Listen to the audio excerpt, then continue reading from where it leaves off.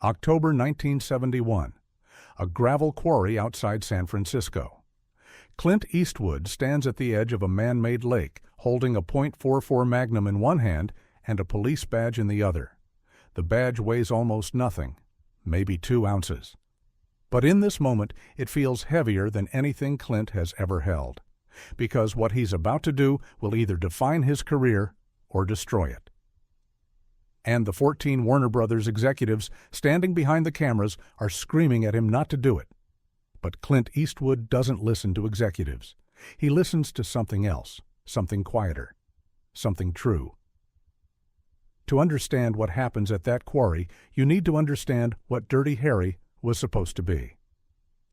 Warner Brothers wanted a hit, a commercial, crowd-pleasing cop movie where the good guy wins, the bad guy dies, and everyone goes home feeling safe. They wanted John Wayne with a badge, a hero who shoots straight and never questions the system. They specifically did not want what Clint Eastwood was trying to make, which was a film about a man who does terrible things for what he believes are good reasons. A man who operates outside the law to enforce the law. A man who saves lives by becoming the very thing he's supposed to stop. Warner Brothers was terrified, because in 1971, America was already divided. Vietnam was tearing the country apart. Trust in institutions was collapsing.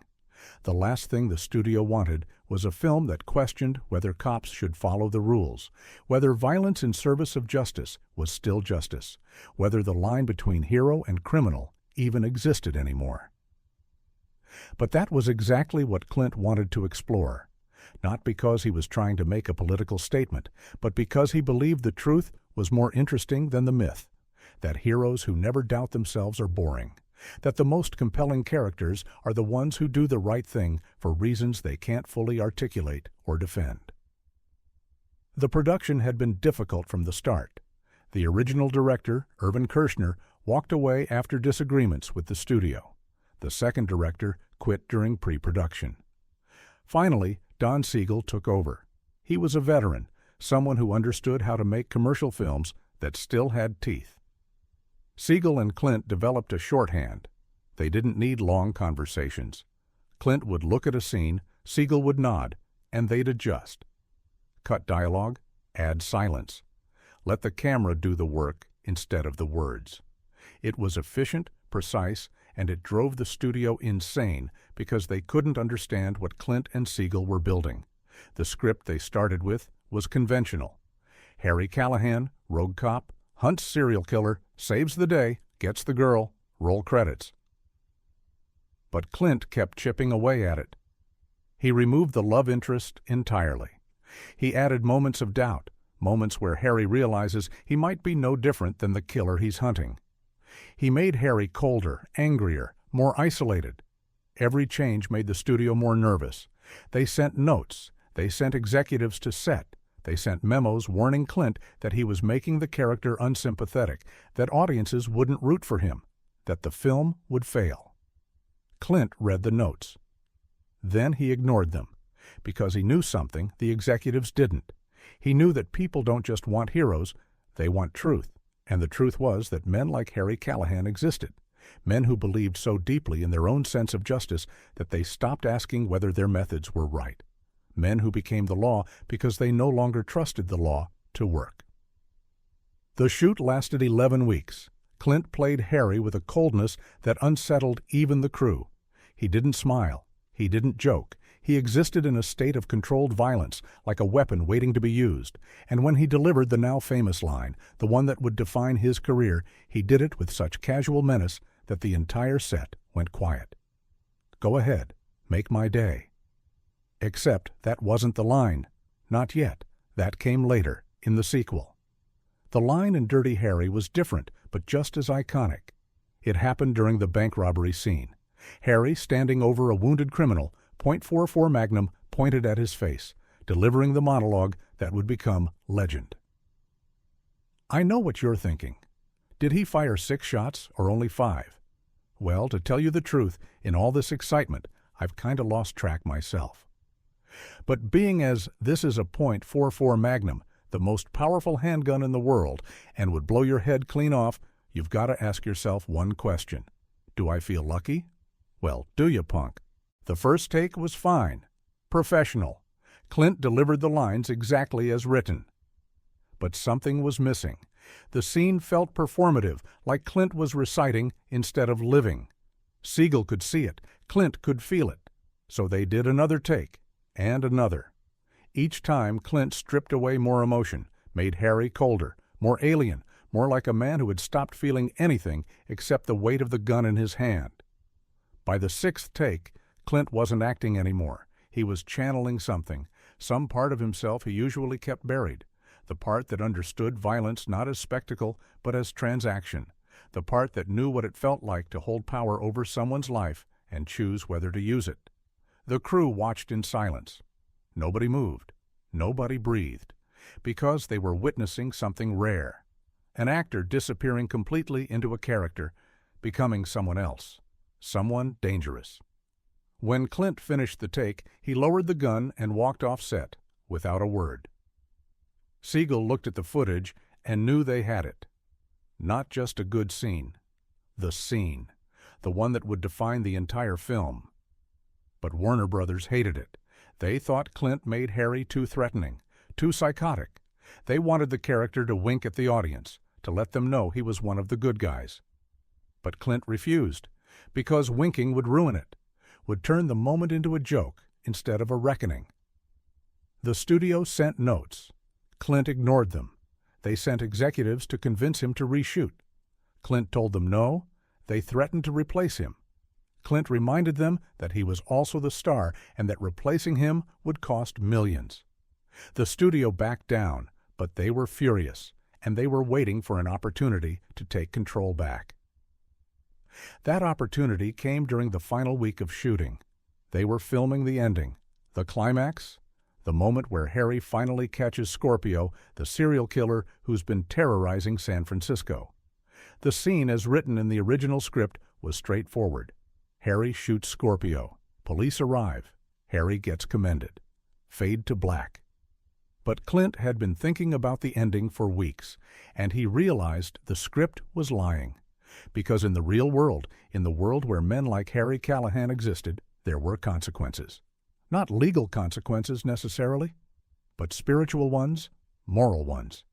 The weight of becoming the thing you set out to destroy.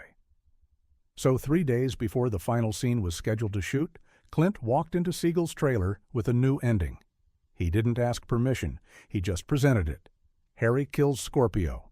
But instead of being congratulated, instead of accepting his role as hero, Harry takes off his badge and throws it into the water. He walks away from the system he's spent the entire film defending, because he's realized something, that in order to stop the monster, he became one himself. And there's no going back from that. Siegel read the new ending. He was quiet for a long time. Then he said, "The studio will never allow this." "I know," Clint replied. "That's why we're not telling them. We're just going to shoot it. If they want to change it, they can do it in post. But at least it'll exist. At least we'll have tried to tell the truth." Siegel nodded, because he understood. In Hollywood, you don't ask for permission to tell the truth.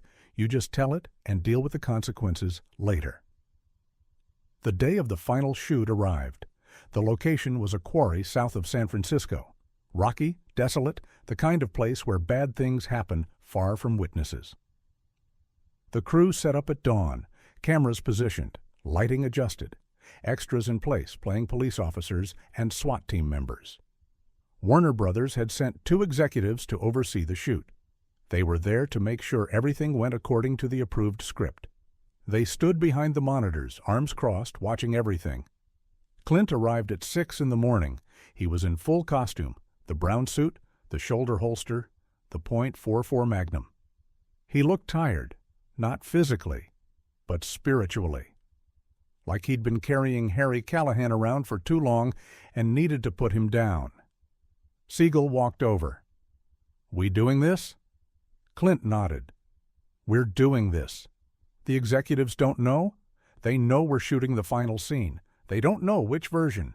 Siegel smiled. "Then let's make it count." They shot the scripted version first. Harry confronts Scorpio. Scorpio reaches for a weapon. Harry shoots him. Scorpio falls. Harry holsters his gun. Police arrive and congratulate him. It was fine, competent, exactly what the studio wanted. The executives nodded approvingly. Then Clint said, "Let's do one more, just for coverage." The executives agreed. Coverage was normal, extra footage in case they needed options in editing. They didn't realize Clint wasn't planning to give them options. He was planning to give them the truth. The crew reset. Clint stood at the edge of the quarry, looking down at the actor playing Scorpio. The cameras rolled. Clint delivered his final line, the challenge that Scorpio couldn't ignore. Then Scorpio reached for a gun, and Clint fired. The blank echoed across the quarry. Scorpio fell into the water, and then Clint did something not in the script. He stood there, silent, staring at the body, not triumphant, not relieved, just empty. The .44 Magnum hung at his side like a dead weight. His face was blank, completely blank, like he'd finally run out of feeling. The executives shifted nervously. "What's he doing?" one whispered. Siegel didn't answer. He just watched. Clint reached up slowly. He unpinned his badge, the gold 7-pointed star that represented his authority, his identity, his entire reason for existing. He held it in his hand for a moment, stared at it. Then he threw it, not dramatically, not with anger, just a simple throw, like tossing away trash. The badge spun through the air, caught the sunlight once, and disappeared into the water with a soft splash. Then Clint turned and walked away. Didn't wait for the police, didn't explain himself. Just walked toward the horizon, getting smaller and smaller, until he disappeared. Siegel let the camera run. 30 seconds, 45, a full minute. Finally, he called cut. The crew was silent.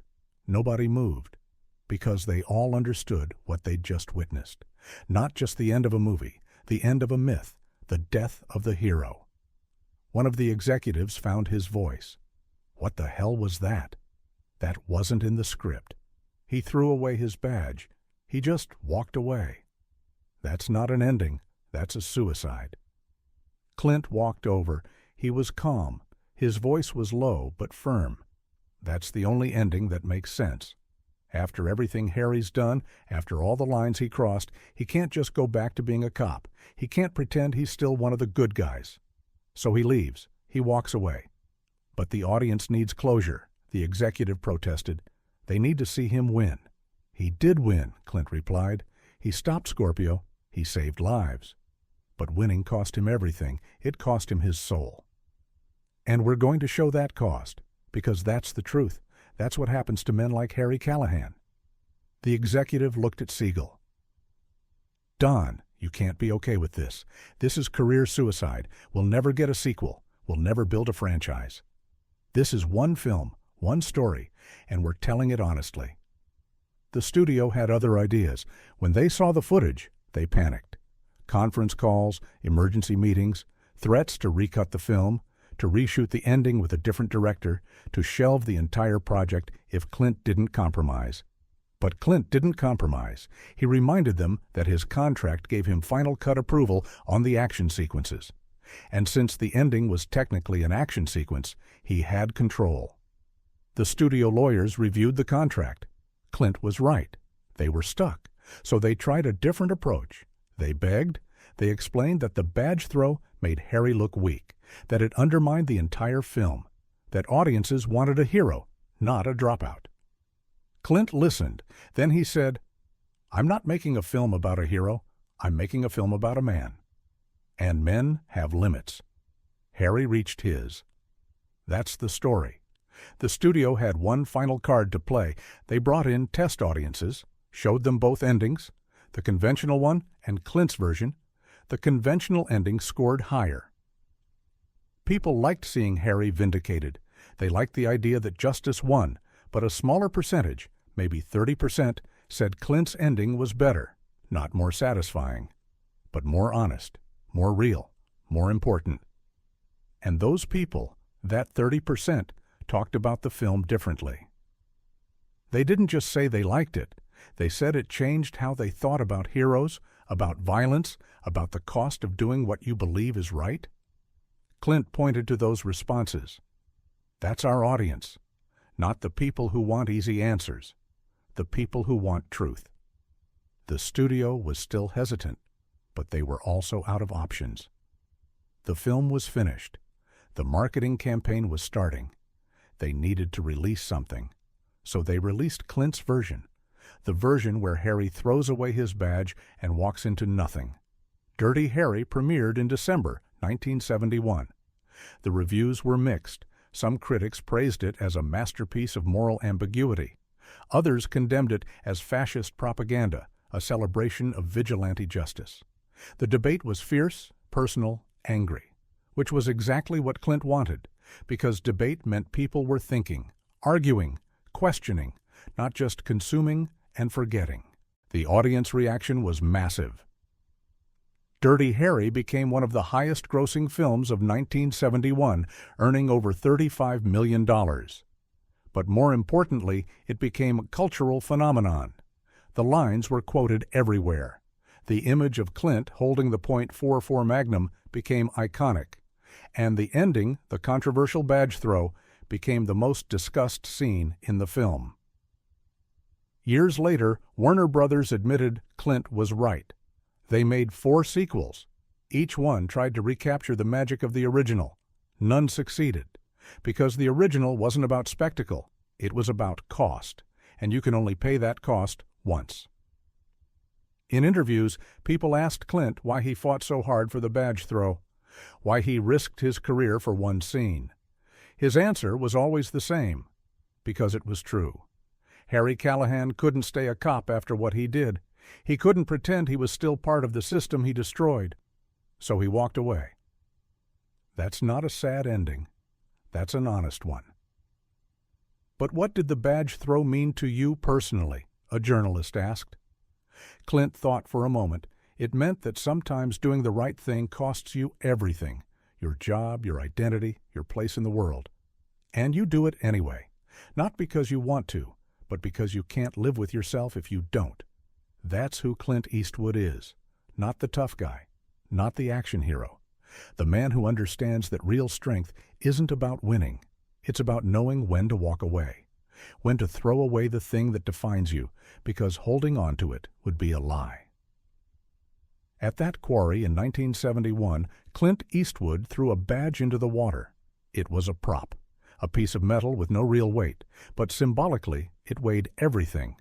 It was the moment Clint chose truth over comfort, ambiguity over certainty, humanity over heroism.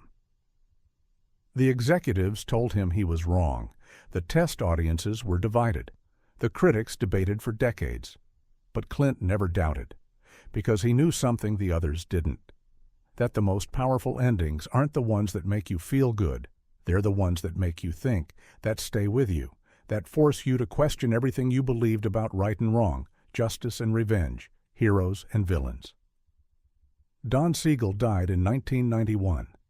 At his funeral, Clint gave a short eulogy. He talked about the films they made together, the trust they shared, the way Siegel always backed him when everyone else said he was crazy. And he mentioned Dirty Harry, specifically the ending. "Don let me throw that badge away," Clint said. "He didn't have to. It would have been easier to shoot it the studio's way. But he trusted me. He believed the truth mattered more than the box office. And he was right.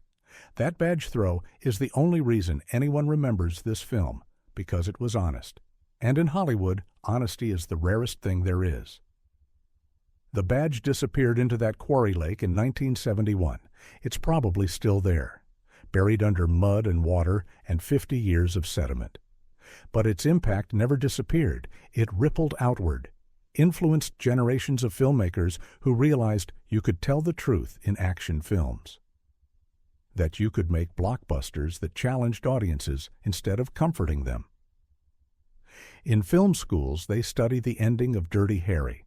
They analyze the choice, the risk, the way Clint turned a conventional cop movie into something deeper, something that asked uncomfortable questions and refused to provide easy answers, And when students ask their professors why Clint fought so hard for one scene, the answer is always the same. Because he believed in it. Because he knew it was true. Because he understood that real art requires sacrifice. That you have to be willing to lose everything, the studio's approval, the audience's comfort, even your own career, in service of honesty. And very few people have that kind of courage. Clint made dozens of films after Dirty Harry. He won Oscars. He became a legend. But in some ways, everything he did afterward was built on that moment at the quarry. The moment he chose truth over commerce, ambiguity over certainty. The moment he threw away the badge. Because that's what artists do, real artists. They don't give you what you want. They give you what you need, even when it hurts, even when it costs them everything, even when everyone tells them they're wrong. They trust the truth, and they let the truth be enough. At that quarry in October 1971, Clint Eastwood stood at the edge of the water, holding a badge that weighed nothing and meant everything. And he threw it away, not because it was easy, because it was necessary, because the character demanded it, because the story required it, because anything less would have been a lie. And Clint Eastwood doesn't lie. He never has. He tells the truth, quietly, stubbornly, without apology. And if you don't like it, if you can't handle it, that's your problem, not his. Because the truth doesn't need your approval. It just needs to be told. That's the legacy, not the gunfights, not the one-liners, not the box office numbers, the badge throw. The moment Clint Eastwood chose honesty over heroism and changed cinema forever. That moment when he proved that real power isn't about holding on. It's about letting go, about walking away, about understanding that sometimes the bravest thing you can do is admit that winning cost too much and refuse to pretend otherwise. That's Clint Eastwood, silent, stubborn, standing at the edge of the water, throwing away everything, and never looking back, because looking back would mean doubting. And Clint Eastwood doesn't doubt. He knows. And what he knows is this. The truth matters. The cost matters. And sometimes the only way to honor what you've done is to walk away from it, to let it speak for itself, to trust that history will understand, even if the present doesn't. 50 years later, they still talk about the ending of Dirty Harry, still debate what it meant, still argue about whether Harry was a hero or a cautionary tale. And Clint doesn't care.